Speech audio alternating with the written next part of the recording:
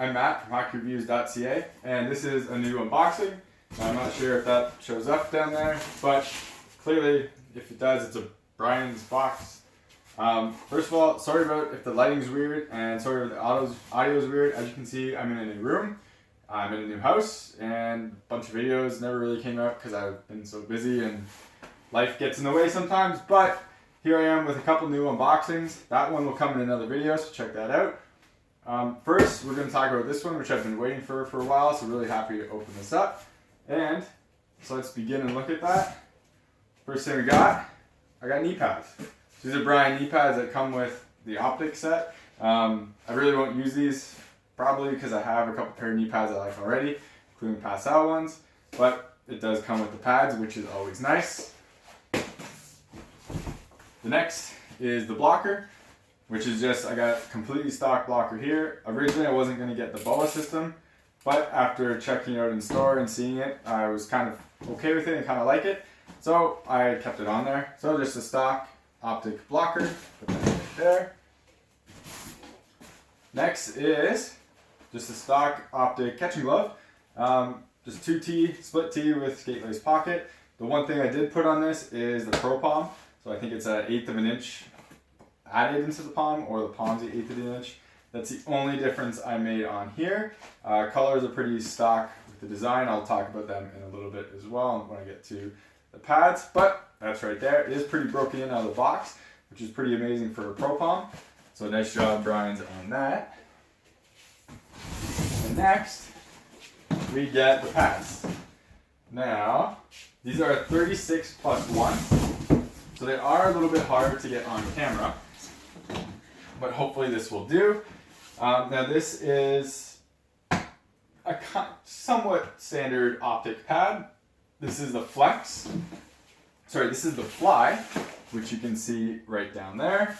The difference between a Fly and the Flex is the Flex, or the Fly, has a piece of HD foam running down here to stiffen the pad, compared to other brands like Bauer and CCM.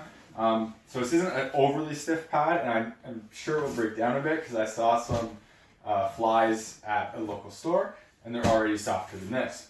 Now, one of the custom options that I put on here was an 80-degree boot instead of the 90-degree.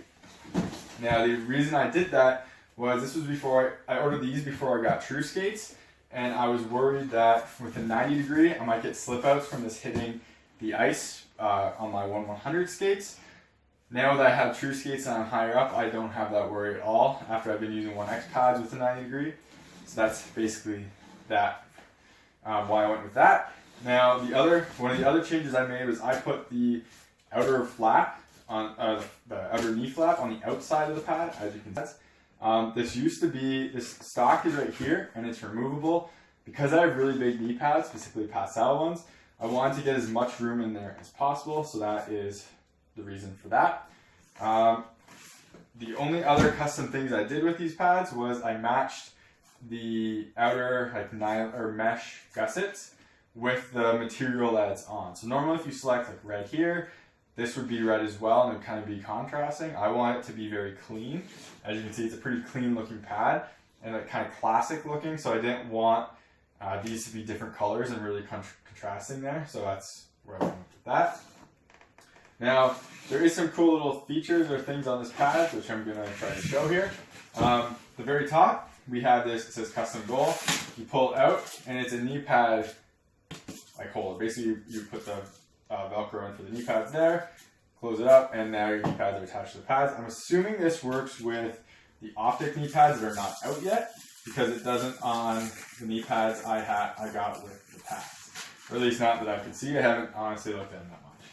Now the one thing about this pad is it does have pretty interesting strapping. So as you can see, it has a Smart X strap, pull apart, pull this apart, and it's kind of all intertwined.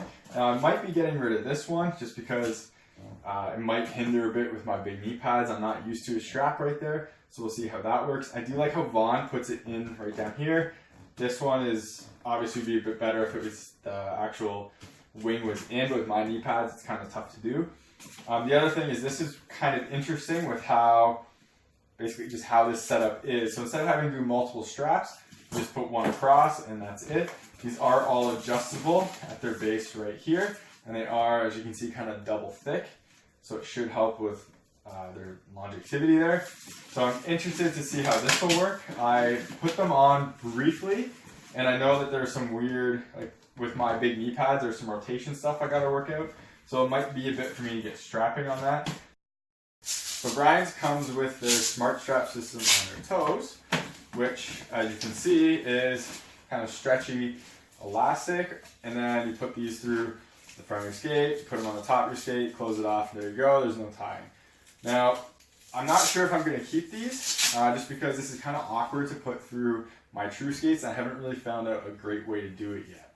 I do like to run my skate lace through the heel, or at least through the back of my skates.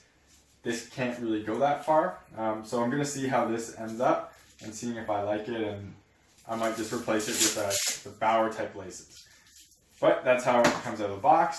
The bootstrap is straight up elastic with a tighter nylon, so this doesn't stretch at all. It is very loose. I mean, you can't really tighten this much. It kind of just sits there.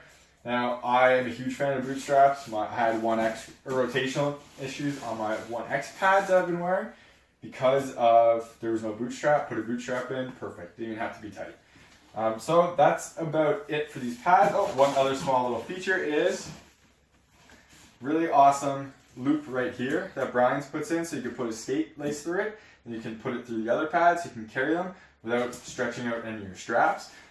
Great feature. I'm a huge fan of this. I hope all pad companies do this. Now, if there was a way to do kind of a hook, just so you hook it in and put it over your shoulder, that'd be better instead of having to tie it. So we'll see what comes down the line. That is about it for these pads and gloves. Thank you very much for watching. I'm going to review all these in the future and talk about all the different, like my feelings on them and everything like that. But obviously I just took these out of the box and got them today, so I can't really do that. Be sure to check out for the video for that set of pads, which will also be reviewed in the future. Thank you very much for watching. Hopefully this was enjoyable, and if you have any questions or comments, leave them below on the video. And again, I hate to do this, but please, if you like, subscribe to the video.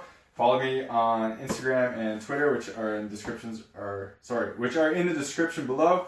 Haven't done this in a while. I'm kind of rusty, and yeah, it just helps me grow my base so I can get more stuff like this and talk about the gear. That's it, I guess. Thank you for watching, and be sure to check this out in the gameplay videos in the future. Take care.